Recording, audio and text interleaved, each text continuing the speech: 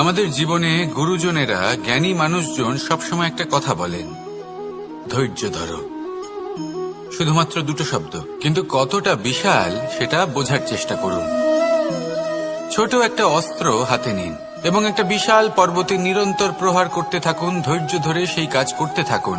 এমন একদিন আসবে, এই বিশাল পর্বতে আপনি একটা পথ তৈরি করবেন।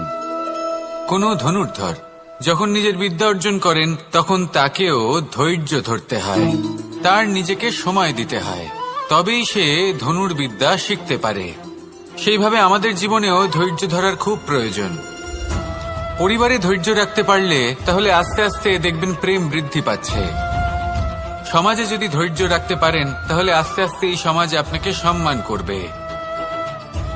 যদি নিজের জীবনে ধৈর্য রাখতে পারেন তাহলে নিজে থেকেই আত্মবিশ্বাস বাড়বে, নিজের বিকাশ হবে। জীবনে সবই সম্ভব যদি ধৈর্য রাখতে পারেন। হয়তো আস্তে আস্তে হবে, কিন্তু হবে অবশ্যই। শুধু ধৈর্য রাখুন, কারণ ধৈর্যই সব থেকে বড় পুঁজি। আসুন আর আমার সাথে ভালোবেসে বলুন, রাধা রাধা। আমাদের জীবনে যখনই আমরা কোনো বড় দায়িত্বের সম্মুখীন হই, তখন আমরা তার থেকে দূরে পালাই আর এই অজুহাত দিই যে না, এত বেশি ভার বহন করার যোগ্যতা আমার নেই, আমি করতেই পারবো না। দেখুন, এই সংসারে ভিন্ন ভিন্ন ধরনের গাছ আছে, ছোট গাছ, বড় গাছ, কিন্তু বটগাছের মতো বড় এবং নিবিড় গাছ আর একটাও নেই। সে নিঃস্বার্থভাবে এই সংসারকে সেবা করে যায়, ছায়া প্রদান করে, শীতলতা প্রদান করে। আর যখন এমন সময় আসে যখন তার ওপর বোঝা অত্যন্ত বেড়ে যায়, সে কিন্তু কোনোভাবেই ভেঙে পড়ে না। তখন সে নিজের নিঃস্বার্থ কর্মের ফল লাভ করে, সেই নিঃস্বার্থ কর্ম যা সে করেছে। তার দেহ থেকে ছোট ছোট ঝুড়ি বার হয় এবং তা কাণ্ডের আকার ধারণ করে। সেই কাণ্ড মাটির কাছে পৌঁছয় এবং তারপর তা বটগাছের সহায়ক হয়ে ওঠে। সে ভেঙে পড়ে যায় না। এইভাবে আপনিও জীবনে নিঃস্বার্থভাবে সবার সেবা করুন, ভালোবাসুন, সবাইকে সাহায্য করুন। যেদিন আপনার ওপর বোঝা অত্যন্ত বেড়ে যাবে, সেদিন এই সব মানুষ আপনাকে সাহায্য করার জন্য আসবেন, আপনার শক্তি হয়ে উঠবেন, আর আপনি বটগাছের মতোই মহান এবং বিশাল হয়ে উঠবেন। আসুন আর আমার সাথে ভালোবেসে বলুন, রাধা রাধা। একটা শব্দ আছে, পরিস্থিতি। অনেক মানুষের মুখে আমরা এই শব্দ শুনি। জীবনে যখন অসফল হই, দুঃখ আসে, সংকট আসে, কোনো বিপদ ঘনিয়ে আসে, তখন সমস্ত দোষ আমরা পরিস্থিতির ওপর চাপিয়ে দিই। আর দেখতে গেলে কোথাও না কোথাও ঠিকই করি। এই পরিস্থিতি প্রত্যেক দিনের মতো পাল্টাতে থাকে, কিন্তু এই দিন, এই রাত, এমন কেউ আছেন যিনি এর ওপরেও নিয়ন্ত্রণ সাধন করেন, আর তিনি হলেন সূর্য। ঠিক সেই রকমই আমাদের জীবনেও সূর্য হলো এই মন। যদি এই মনের উপর আমরা নিয়ন্ত্রণ করতে পারি, তাহলে আমরা জীবনকেও নিয়ন্ত্রণ করতে পারবো। প্রথমে এই মনের রাজা হয়ে উঠতে হবে। তাই মনে রাখবেন, যদি মন দুর্বল হয় তাহলে পরিস্থিতি আমাদের সমস্যা বলে মনে হবে। এই মন যদি স্থির হয়, পরিস্থিতি প্রতিস্পর্ধা বলে মনে হবে। আর এই মন যদি শক্তিশালী হয়ে ওঠে, তাহলে যে কোনো পরিস্থিতি আপনার কাছে একটা সুযোগ মাত্র, এমন এক সুযোগ যাতে অগ্রসর হয়ে আপনি মহান হয়ে উঠতে পারেন। এই মনের শক্তির বৃদ্ধি ঘটান, মহান হয়ে উঠুন, আর আমার সাথে ভালোবেসে বলুন, রাধা রাধা। খুব সুন্দর একটা কাহিনী আছে। একবার এক ব্যক্তি নিজের অসফলতার জন্য ত্রস্ত হয়ে সময় দেবতার তপস্যা করতে বসলেন। উনি তপস্যা করলেন এবং সময় দেবতা প্রসন্ন হলেন, মানুষের রূপ ধারণ করে ওনার সামনে প্রকট হলেন। এবার সেই ব্যক্তি ওনাকে জিজ্ঞেস করলেন যে কি এমন আছে যার জন্য আপনি বারবার জয়ী হন আর আমি চিরকাল পরাজিত হয়ে থাকি? কেন এত পরিশ্রম করা সত্ত্বেও আমি সাফল্য লাভ করতে পারি না? তখন সময় দেবতা উত্তর দিলেন যে দিন হোক বা রাত, ঝড় হোক বা ভূমিকম্প, রোদ হোক বা বৃষ্টি হোক, সময়ের সূত্রপাত হোক বা প্রলয়, আমি থামি না, আমি চলতেই থাকি। আর সেই জন্য যিনি থেমে যান তিনি পরাজিত হন, আর আমি জয়ী হই। এটাই আমাদের শিখতে হবে। জীবনে সবসময় চলতে থাকুন, কখনো থামবেন না। হ্যাঁ, কিছুক্ষণের জন্য বিরতি নিতে পারেন, বিশ্রাম করার জন্য, নিজেকে আরো সশক্ত করে তোলার জন্য, কিন্তু থেমে যাবেন না। নিরন্তর কর্ম করতে থাকুন, পরিশ্রম করতে থাকুন, তবেই এই সংসার আপনাকে মনে রাখবে। আসুন আমার সাথে ভালোবেসে বলুন, রাধা রাধা। মানুষ তার জীবনে দুই ধরনের পরিস্থিতিকে খুব ভয় পায়। এক, কোনো কারণবশত কারোর সামনে নত হওয়া। দুই, কোনো কারণে নিজের চরিত্র থেকে, নিজের মূল্যবোধ থেকে বিচ্যুত হওয়া। এবার কেন হয় এরকম যে কথায় কথায় কারোর সামনে নত হতে হয়? কেন বারংবার নিজের চরিত্র থেকে চ্যুত হতে হয়? এরকম কেন হয়? এটা তখনই হয় যখন আমাদের শিক্ষা এবং মূল্যবোধের অভাব থাকে।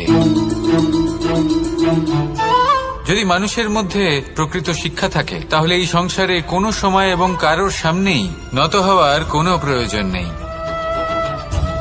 যদি মানুষের মধ্যে মূল্যবোধ থাকে, তাহলে তাকে নিজের মূল্যবোধ বা চরিত্র থেকে বিচ্যুত হতে হয় না, তা সে যাই হয়ে যাক না কেন।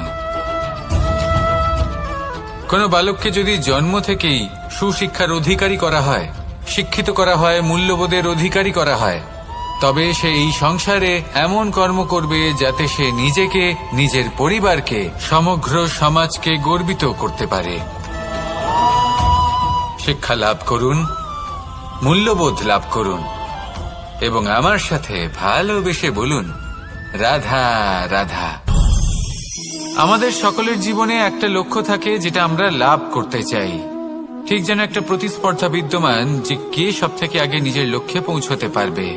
আর সেই জন্য আমরা সকলেই খুব তাড়াতাড়ি এগোতে চেষ্টা করি, বড় এবং দীর্ঘ পদক্ষেপ ফেলি, যাতে তাড়াতাড়ি নিজের লক্ষ্যে পৌঁছতে পারি। কিন্তু এক অত্যন্ত গুরুত্বপূর্ণ বিষয় আছে, সবসময় লক্ষ্য সামনে থাকবে না, কখনো কখনো তা খুঁজতে হয়। এই যাত্রা খুব কঠিন হতে পারে। আর ঠিক এই কারণেই সবসময় দ্রুত গতিতে চলা বা তাড়াতাড়ি পথে চলা সেটা আবশ্যক নয়। তার থেকেও বেশি গুরুত্বপূর্ণ হলো ভেবেচিন্তে তারপর পথ চলা। যদি ভেবেচিন্তে পদক্ষেপ ফেলেন, চলতে পারেন, তাহলে সেটাই সর্বশ্রেষ্ঠ পদক্ষেপ।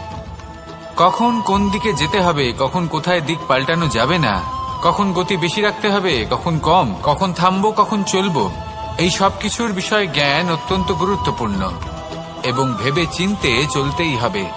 সেই জন্য শুধু তীব্র গতিতে সামনে এগোলে চলবে না, ভাবনা চিন্তা করে এগোতে হবে। আসুন আমার সাথে ভালোবেসে বলুন, রাধা রাধা। পায়েস হলো আমার বিশেষ প্রিয়। এর মধুর স্বাদ মনকে প্রফুল্ল করে তোলে।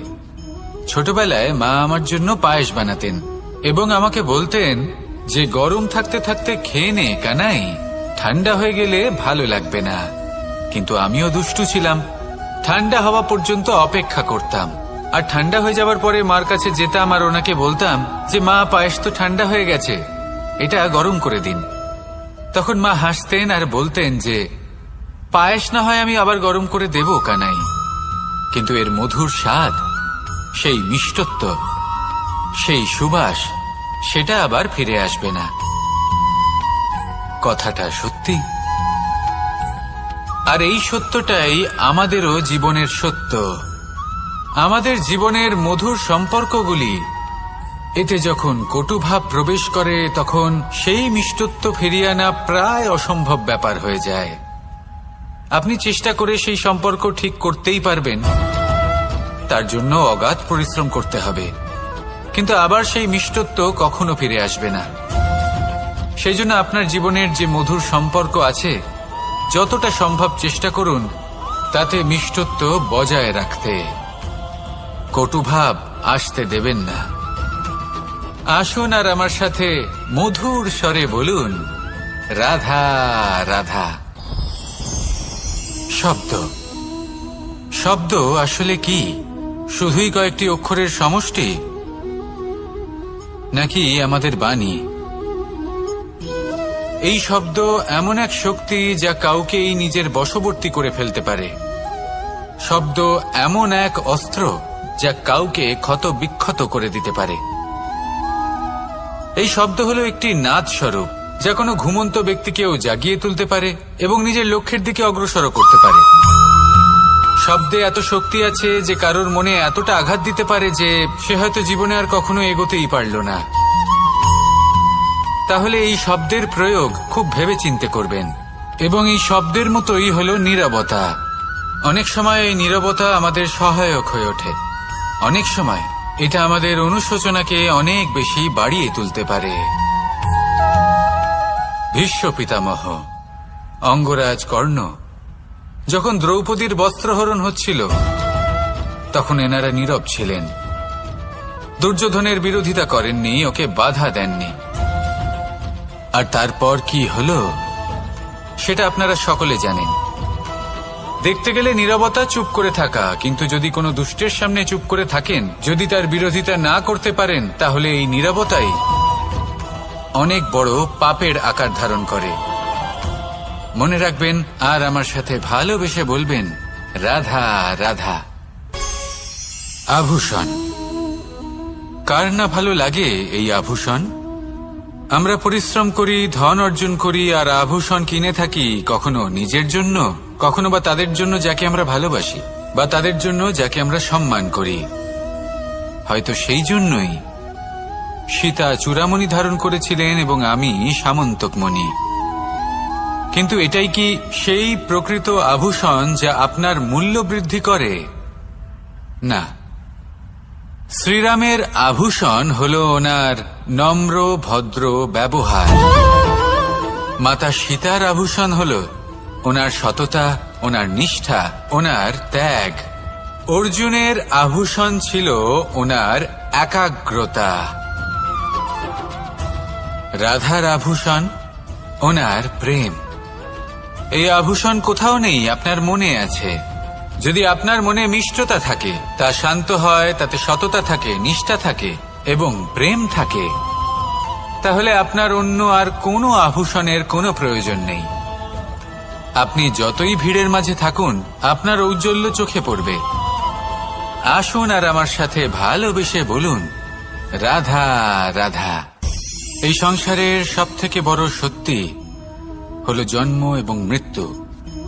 কিন্তু আরো বড় একটা সত্য আছে, মিত্র এবং শত্রু, যা আমাদের সকলের জীবনে থাকে। মিত্র সে যে আমাদের সঙ্গ দেয় এবং সংসারের সবথেকে উঁচু শিখরে আমাদের নিয়ে যায়, এবং শত্রু সে যে যে কোনো মুহূর্তে যে কোনো শিখর থেকে আমাদের নিচে ফেলে দিতে পারে। এবার বিচিত্র ব্যাপার হলো এটাই যে আমরা নিজেরাই এদের সাথে নিয়ে চলি, নিজেরাই এদের পালন করি। তা কি করে? প্রথমে বুঝুন এই মিত্র এবং শত্রু কারা। আপনার নিজের মন, আর কেউ নয়। এই মনই হলো মিত্র যখন তাতে ভারসাম্য বজায় থাকে, তা নিয়ন্ত্রিত থাকে, তা পবিত্র হয়। কিন্তু যদি এই মন অনিয়ন্ত্রিত হয়ে পড়ে, যদি আপনাকে সে নিয়ন্ত্রণ করতে শুরু করে, তখন সেই আপনার সবথেকে বড় শত্রু হয়। সেই জন্য এই মনের ওপর নিয়ন্ত্রণ রাখতে শিখুন, এতে ভারসাম্য বজায় রাখতে শিখুন। তাহলে আপনি এমন এক বন্ধুকে পাবেন যে আপনাকে এই সংসারের শিখরে পৌঁছে দেবে। আসুন আমার সাথে ভালোবেসে বলুন, রাধা রাধা। ঈশ্বর আসলে কে? সংসারের বেশিরভাগ মানুষের কাছে ঈশ্বর হলেন এই সংসারের রচয়িতা, পালনকর্তা। কারোর কাছে উনি জ্ঞাতা, কারোর কাছে উনি হলেন আস্থার প্রতীক, আবার কারোর জন্য শুধুমাত্র অন্ধ বিশ্বাস। কিন্তু এই ঈশ্বর কি কোনো শরীর, নাকি একটা বোধ, নাকি শুধুই শ্রদ্ধা? ঈশ্বর হলেন তিনি যিনি হলেন আপনার ইষ্ট। সেই জন্যই তো গুরু, মাতা, পিতা এনাদেরও ঈশ্বরই বলা হয়েছে। যাদেরকে আমরা ঈশ্বর বলে মনে করি, যারা আমাদের ইষ্ট, তাঁরা আমাদের একটি পথ দেখান, একটি দিকে চালিত করেন। সেই পথে চলে আপনি শুভ কর্ম করতে পারেন। আর যখন কোনো ব্যক্তি তার ঈশ্বরের আদেশ পালন করেন তখন সে নিজে থেকেই শুভ পথে অগ্রসর হয়ে যান। বেশ কয়েকজন মানুষ ঈশ্বরের ওপর আস্থা রাখেন এবং ভাবেন যে অনুচিত কোনো কাজ করা উচিত নয়, ঈশ্বর দেখছেন। ওনারা ভয় পান যে কোনো অনুচিত কর্ম করলে কে জানে তার পরিণাম কি হবে। এমন অনেক ব্যক্তি রয়েছেন যারা ঈশ্বরকে বিশ্বাস করেন এবং জানেন যে ঈশ্বর তাদেরকে দেখছেন, তাই যে যে শুভ কর্ম ওনারা করেছেন তার ফল তারা অবশ্যই পাবেন। এবার আপনি ভয় পেয়ে ঈশ্বরকে বিশ্বাস করবেন নাকি বিশ্বাসের দ্বারা ঈশ্বরকে বিশ্বাস করবেন, সেই সিদ্ধান্ত আপনারই। কিন্তু হ্যাঁ, যদি আপনার মনে ঈশ্বরের জন্য কোনো স্থান থাকে, যদি আপনার কোনো ইষ্ট থাকেন, যদি আপনি কাউকে ঈশ্বর মনে করেন যার প্রত্যেক আদেশ আপনি পালন করে থাকেন, তাহলে বলি ঈশ্বর কখনো আপনাকে অনুচিত পথে চালিত করবেন না। আসুন আমার সাথে ভালোবেসে বলুন, রাধা রাধা। এই সংসারে ভিন্ন ভিন্ন ধরনের গাছ আছে, অসংখ্য ধরনের প্রজাতি আছে। কিছু গাছ পাতা দিয়ে থাকে, কিছু ফুল, কিছু ফল। কেউ ছায়া প্রদান করে, কেউ শীতলতা প্রদান করে, কেউ নিজেকে খুব কষ্ট দিয়ে এই সংসারের বিকাশে সহায়ক হয়ে ওঠে। কিন্তু এই সবার মধ্যে একটা বিষয় কিন্তু সমান, এরা প্রত্যেকেই পাতা ছাড়া, ফুল ছাড়া, ফল ছাড়া জীবিত থাকতেই পারে, কিন্তু কোনো বৃক্ষই শিকড় ছাড়া বেঁচে থাকতেই পারে না। এটাই হলো রাধার।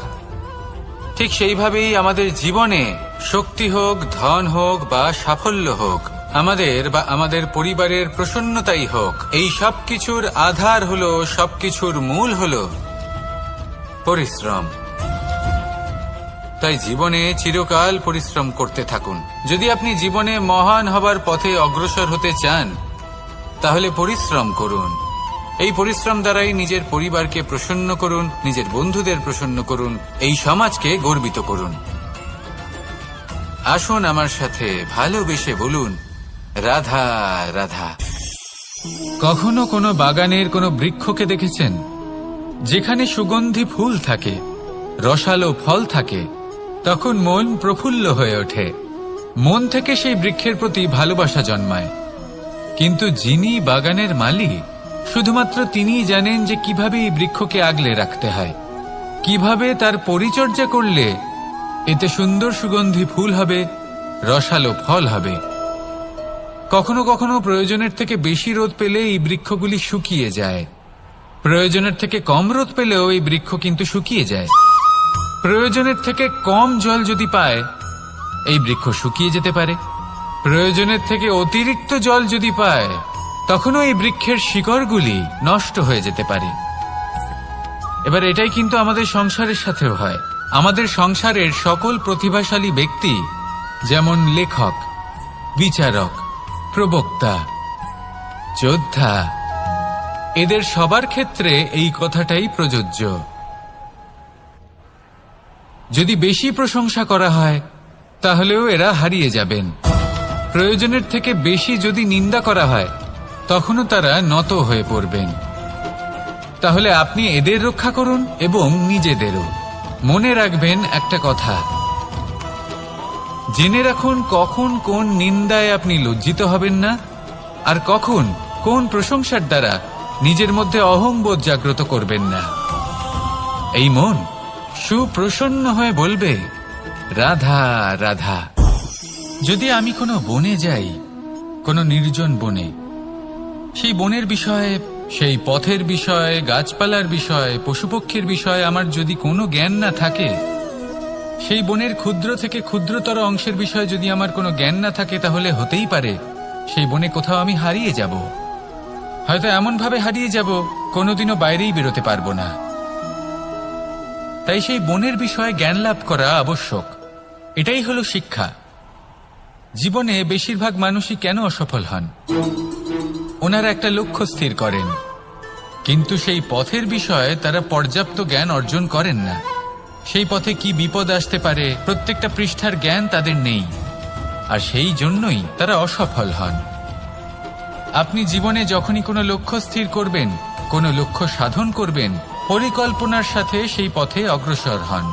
সেই পথকে বোঝার চেষ্টা করুন, সেই পথের বিপদ সম্পর্কে জ্ঞান লাভ করুন, সবকিছু জানার চেষ্টা করুন, অজানা তথ্য আহরণ করুন, আর তারপর সেই লক্ষ্যের প্রতি নিজেকে সমর্পিত করুন।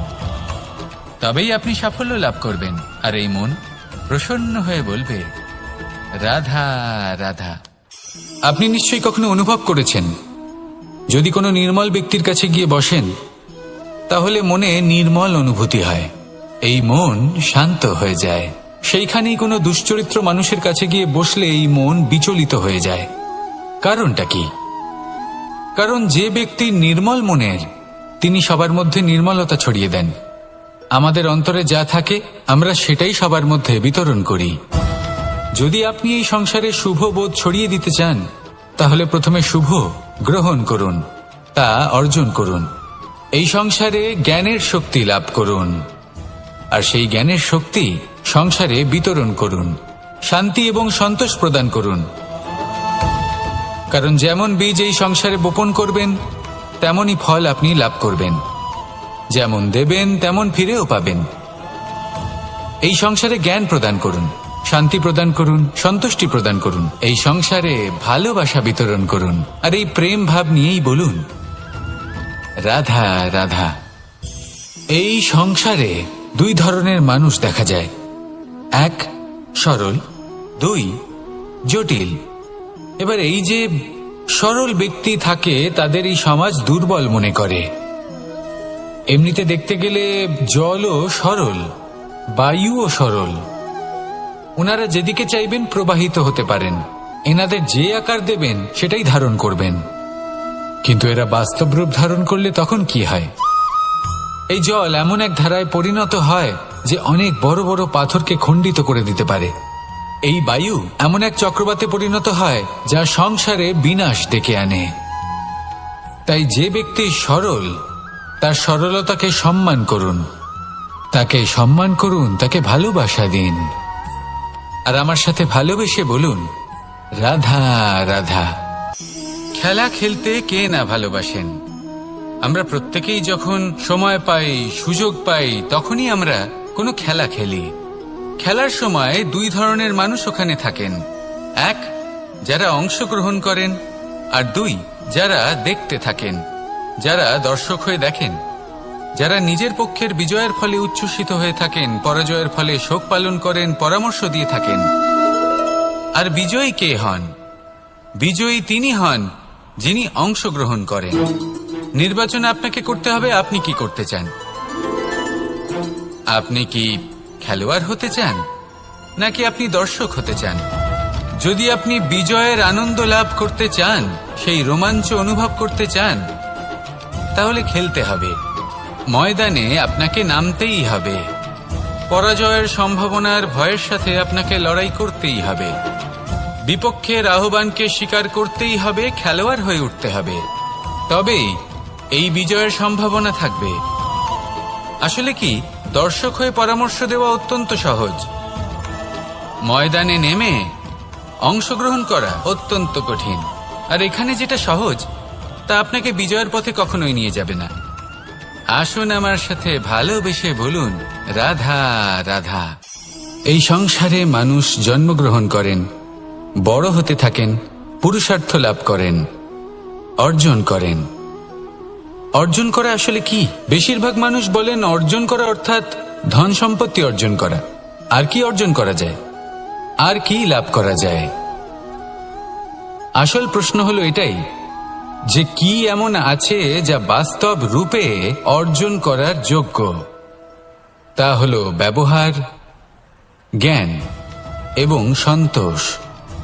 কেন?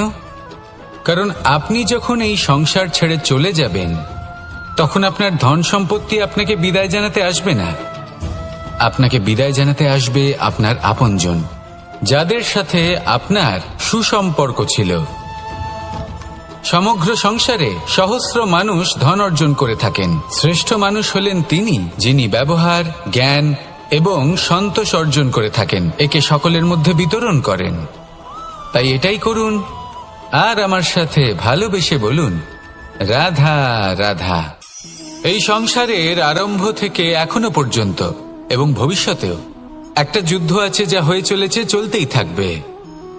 পাপ এবং পুণ্যের মধ্যে যুদ্ধ, সত্য এবং অসত্যের মধ্যে যুদ্ধ। এই যুদ্ধ চলেই আসছে, আর এই যুদ্ধে যারা লড়েন তাদের আমরা সবসময় জয় জয়কার করি। আর যারা এই জয় জয়কার করেন তাদের প্রত্যেকের একটা বিশেষ গুরুত্ব থাকে। যখনই কোনো যোদ্ধা যুদ্ধক্ষেত্রে ক্লান্ত হয়ে পড়ে, শক্তিহীন হয়ে পড়ে, তখন এরা জয় জয়কার করে, শঙ্খ বাজাতে থাকে। সেই যোদ্ধাকে অনুপ্রেরিত করে, শক্তি এবং সাহসে ভরিয়ে তোলে, আর তখন সেই যোদ্ধা সেই যুদ্ধকে এগিয়ে নিয়ে যেতে পারে।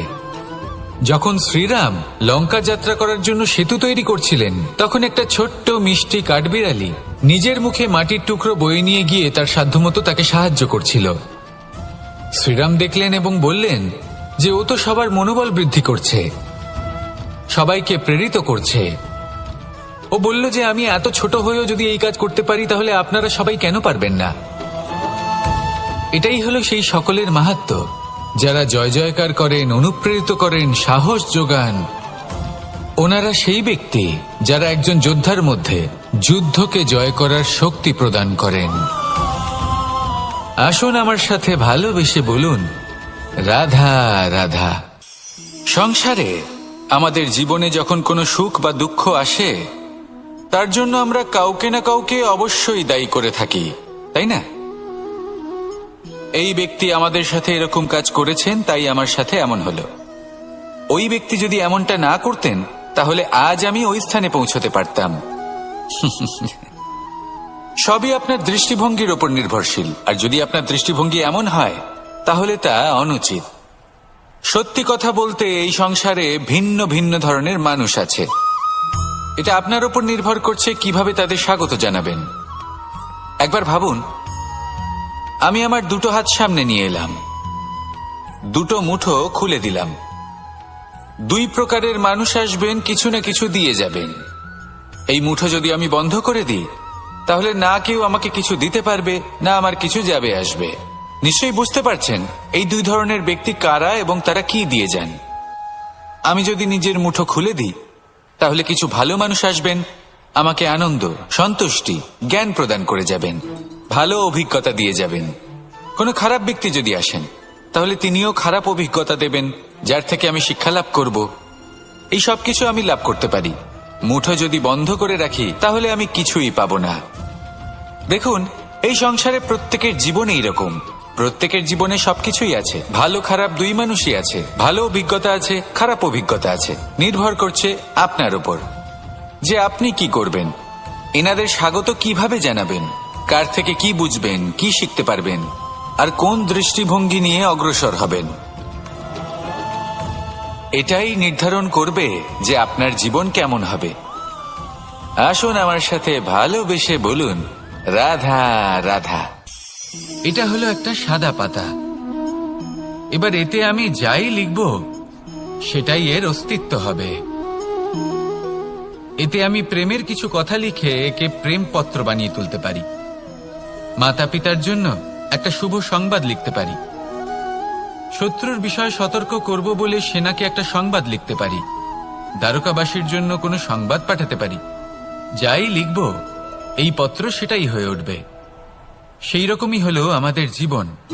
আমরা যেমন কর্ম আমরা করব, আমাদের অস্তিত্ব এবং ব্যক্তিত্ব ঠিক তেমনই হয়ে উঠবে। যদি আপনি একটা অসাধারণ, উজ্জ্বল এবং সম্মানজনক জীবনযাপন করতে চান, তাহলে তার একটা রহস্য আপনাকে বলি। যেমন কথন হবে, কর্ম তেমন হবে। অর্থাৎ যতটুকু বলেছেন ততটুকুই করুন, আর যতটুকু করেছেন ততটুকুই বলুন। এই একটা নিয়ম যদি আপনারা পালন করেন, তাহলে এই সংসারের সমস্ত পণ্ডিত আপনাকে অবশ্যই সম্মান করবেন। তাহলে এটাই করুন, আর আমার সাথে ভালোবেসে বলুন, রাধা রাধা। কখনো কোনো পাখিকে দেখেছেন? যখন সে প্রথমবার উড়তে চেষ্টা করে, সে বাসা থেকে মাটিতে পড়ে যায়, কিন্তু সে হার মানে না। চেষ্টা করতে থাকে, করতেই থাকে, ডানা ঝাপটাতে থাকে, আর তারপর সে উড়তে শেখে। গোল শালগ্রাম শিলাকে দেখুন, পর্বত থেকে খসে পড়ে, ধাক্কা খায়, জলের প্রবাহ দ্বারা ঘর্ষিত হয়, তারপরে তা শালগ্রামে পরিণত হয়। ভেবে দেখুন, যদি কোনো পাখি প্রথমবার উড়তে গিয়ে এটা ভাবে যে না না, যদি আমি পড়ে যাই তবে, আমার যদি আঘাত লাগে তবে, আর যদি ভয়ের কারণে সে শুরুই না করতে পারে, চেষ্টাই না করে, তাহলে কি সে উড়তে শিখবে? কখনোই নয়। এটাই আমাদের শিখতে হবে, প্রারম্ভ করতে হবে। তা অত্যন্ত গুরুত্বপূর্ণ।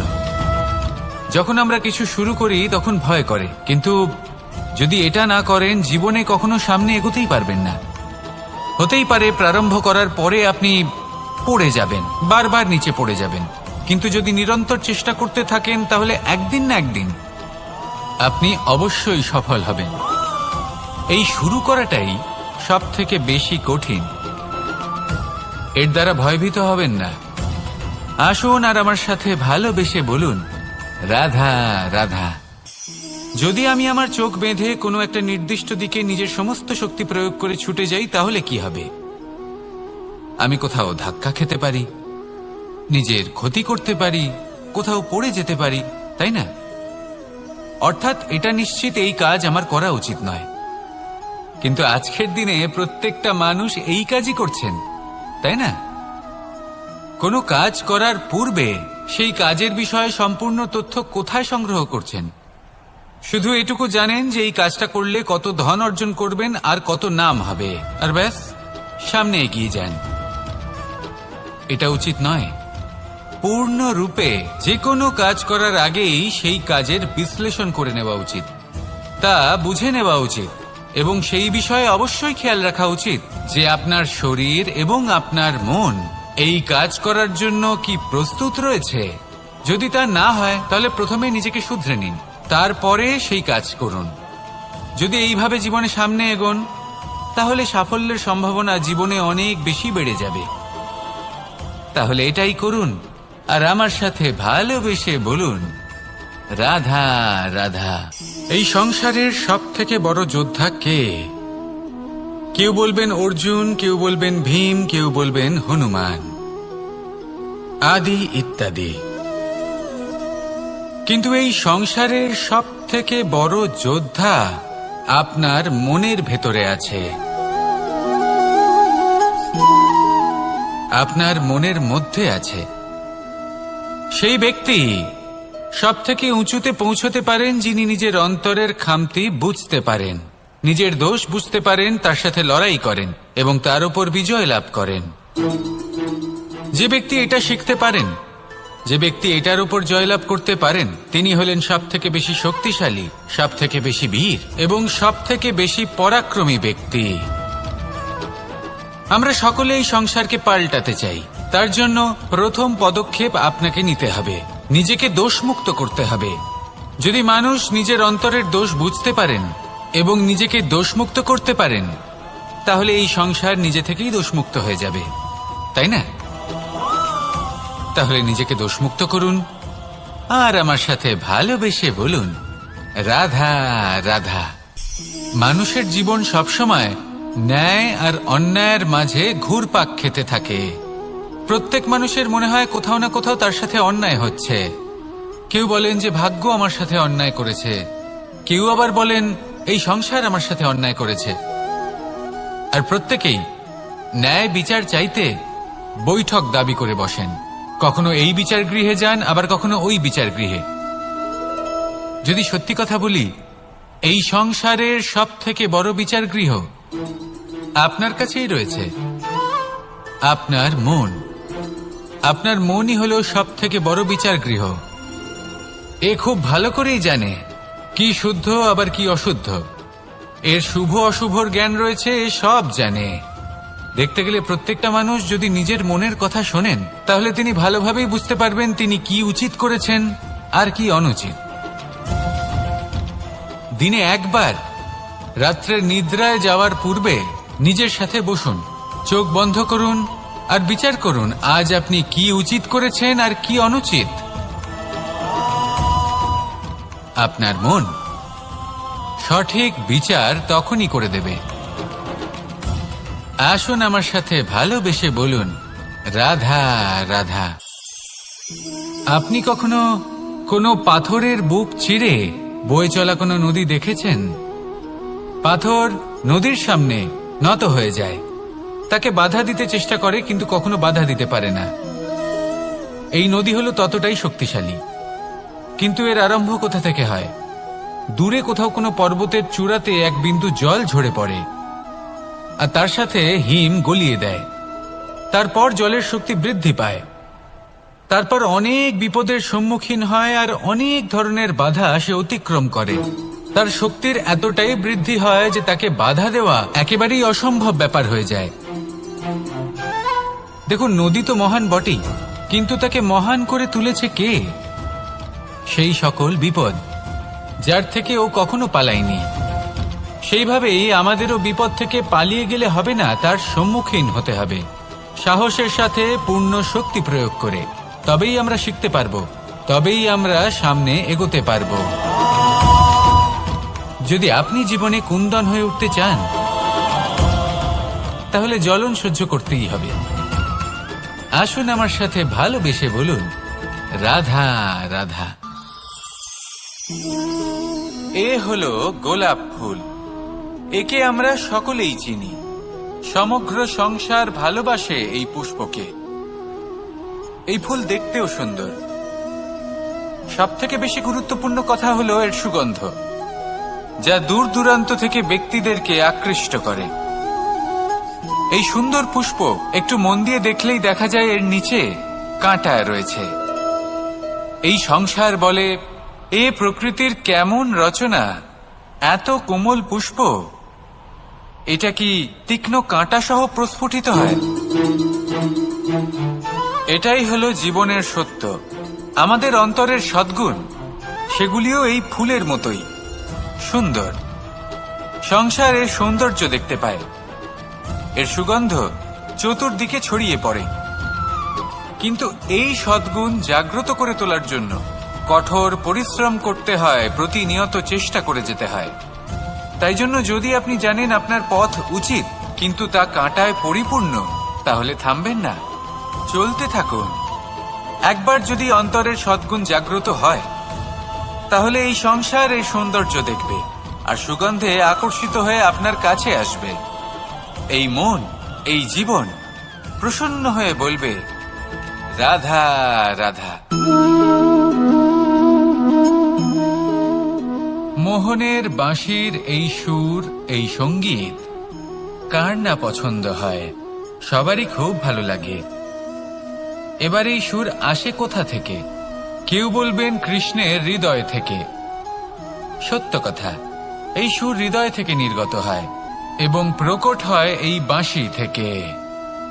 এই বাঁশিটাকে দেখুন, এই ছিদ্রগুলি দেখুন, প্রত্যেকটা সুর থেকে নিজস্ব একটা স্বর নির্গত হয়। এবার যে ব্যক্তি এই সমস্ত সুর এবং স্বর বুঝতে পারেন, এতে নিপুণ, তিনি এই বাঁশির দ্বারা যে সুর নির্গত করবেন তা তো মধুর অবশ্যই হবে। এবার জীবনের সাথেও কিছুটা এরকমই ঘটে। জীবনের কিছু নীতি থাকে, অর্থ, কুটুম্ব এবং আধ্যাত্মিক। যদি জীবনের প্রত্যেকটা মুহূর্ত সুখময় হয় এরকম আপনি চান, তাহলে এই তিনটি নীতিতে আপনাকে নিপুণ হতে হবে। কোনো একটি বিশেষ নীতির প্রতি যদি আপনি বেশি ঝুঁকে পড়েন, তাহলে বাকি দুই নীতি থেকে যা সুখ লাভ করা সম্ভব তা পারবেন না।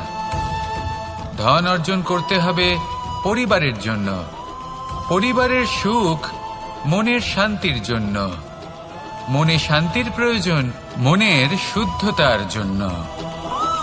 যখন এই মন শুদ্ধ হবে, জীবন শুদ্ধ হবে, পবিত্র হবে, সুন্দর হবে এবং ভালোবেসে বলবে, রাধা রাধা। জল, এ হলো জীবনের আধার পঞ্চতত্ত্বের মধ্যে একটি, আর অত্যন্ত বিশেষ। এর থেকে অনেক বড় শিক্ষা পাওয়া যায়। এই জল, গন্তব্যের বিষয়ে এর স্পষ্ট ধারণা আছে। ও জানে ওর লক্ষ্য কি, আর প্রয়াস করে ততদূর সে পৌঁছেও যায়।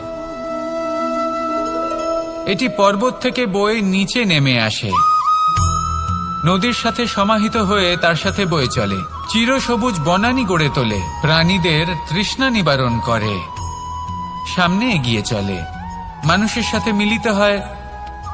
যারা একে বাঁধের মধ্যে বেঁধে রাখতে চেষ্টা করে সে বন্দি দশাতেও থেকে যায়, মানুষের কল্যাণ করে। তারপর বাঁধ থেকে মুক্তি পেয়ে এগিয়ে চলে, কোথাও ধাক্কা খায়, কোথাও বাধা পড়ে, কোথাও যদি পথ খুঁজে না পায় তাহলে পথ খুঁজেই নেয়, আর যেখানে পথ থাকে না সেখানে পথ বানিয়ে নেয়, আর শেষ পর্যন্ত নিজের লক্ষ্যে পৌঁছেই যায়, অর্থাৎ সমুদ্রে গিয়ে সমাহিত হয়ে যায়। আমাদেরও কিছুটা এরকমই হয়ে উঠতে হবে। যেখানেই যাবেন সকলের কল্যাণ করুন, সামনে এগোন। আপনি কোথাও পড়ে গেলে, ধাক্কা খেলে আঘাত লাগবেই, উত্থান পতন লেগেই থাকে। সামনে এগোতে থাকুন। কোথাও পথ না পেলে তা খুঁজে নিন, কোথাও পথ না থাকলে তা বানিয়ে নিন। নিজের গন্তব্যের কথা সবসময় মনে রাখুন।